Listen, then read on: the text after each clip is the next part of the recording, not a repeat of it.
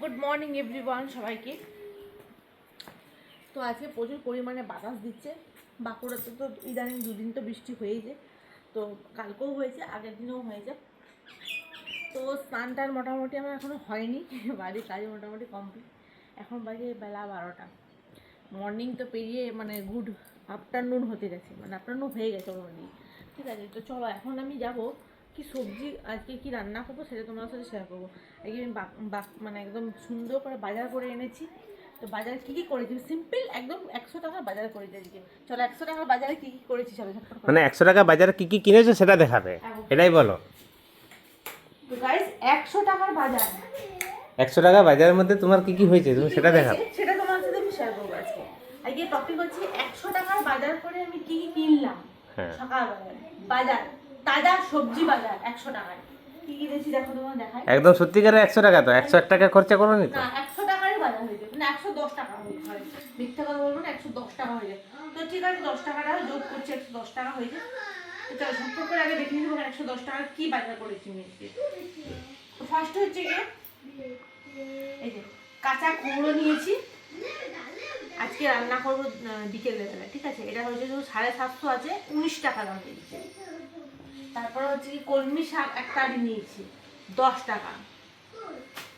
আচ্ছা এটা 5 টাকা ধনে পাতা। তারপরে হচ্ছে কি 250 পটল 20 টাকা। এই যে পটল নিয়েছি 250, আজকে যেটা এখন রান্না করবো। আচ্ছা 250 ঢেঁড়স 20 টাকা। আচ্ছা 250 500 নিয়েছিলাম শসা, সেটা নিয়েছিল কত 500 25 টাকা, 50 টাকা কিলো নিয়েছিল। আচ্ছা নিয়েছি 250 মিষ্টি আলু। তো মিষ্টি আলু আমি নিয়েছিলাম আগের দিন, তো এটা বেশি করে নেওয়া হয়েছে এই কারণে আজকে মিষ্টি আলুর পরোটা করবো, তার জন্য মিষ্টি আলুর পরোটা। তো এই সবজিগুলো নিয়েছি 110 টাকা নিয়েছি সব কিছু মিলিয়ে। মানে আলুর ওই লাল আলুগুলো কি নিয়েছো না ওগুলো বাদ? না লাল আলু আগে 3 নিয়েছিলাম, কিন্তু আজকে আলু 250 নিয়েছি, মিক্স করেছো, মিশিয়েছো। তো চলো এগুলো হচ্ছে কি আজকে আমার বাজার।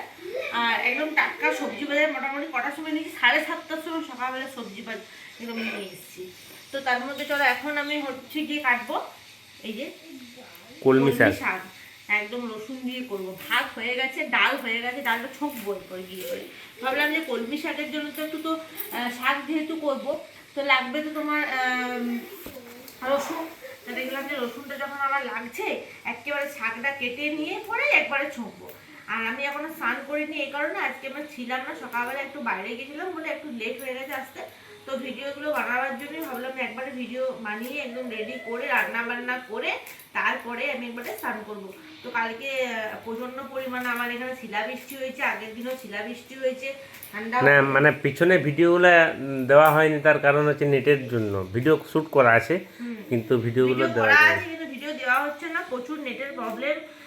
ঝড় প্রচুর, তোমরা তো দেখছো এখন নিউজে আমাদের বাঁকুড়াতে প্রচুর পরিমাণে ঝড় হয়েছে, জল হয়েছে, শিলাবৃষ্টি হয়েছে। এই কারণে আমাদের গ্রাম সাইডে একদমই কিন্তু কারেন্ট অফ।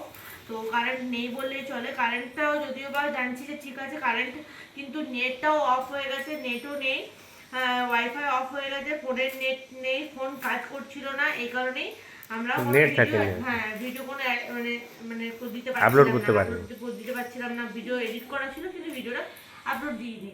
তো চলো আজকে হচ্ছে গিয়ে কি বলে মঙ্গলবার, আর মঙ্গলবারে আজকে দুপুরে কি কি রান্না করছি সেটা তোমাদের সাথে শেয়ার করলাম। আজকে দুপুরে দেখতে পেয়েছো এই রান্না করবো, কলমি শাক করছি, পটলের তরকারি করছি, আর ডিম করবো, বাস এই কটায়। তো চলো গাইস, ভিডিওটা ভালো লাগলে অবশ্যই কমেন্টস করো, আর তোমাদের কী ধরনের ভিডিও পছন্দ অবশ্যই কিন্তু কমেন্টসে জানিও, আমি সেই টাইপের ভিডিও তোমাদের সাথে শেয়ার করব।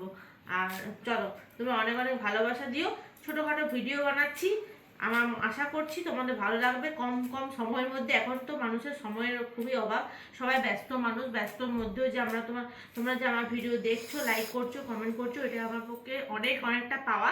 তো চলো এইভাবেই তোমরা আমার ভিডিওগুলো সাপোর্ট করতে থাকো, আর একদম কম কম টাইমেই তোমাদেরকে ভিডিও আমি শেয়ার করবো।